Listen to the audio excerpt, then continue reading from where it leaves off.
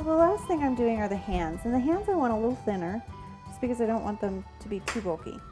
So I'm rolling my fondant out and I'm just going to cut my hand out. Now you'll notice there's a lot of detail in the hand. There's the fingers, there's kind of the cuff.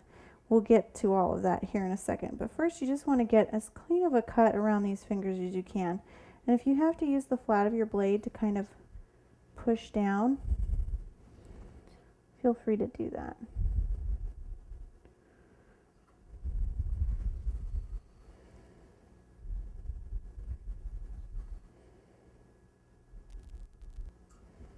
All right.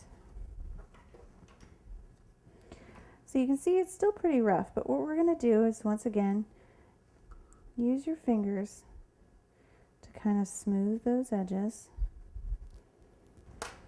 And then what we're going to do is using your Gumpaste blade, all you're going to do is push down at a 45-degree angle. And the point is to try to make it look like that cuff is higher than the hand, okay? And we're going to do that with each subsequent finger. So start out here with your first finger. Sorry. There we go, just like that. And then when you have the shape you want, you can go and use that edge to really kind of perfect those fingers. There we go.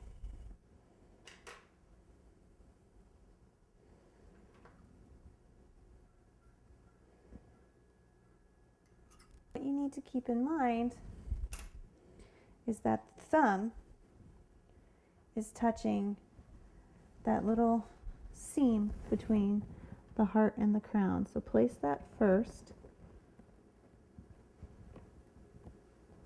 and then place the rest of the fingers down on the heart itself.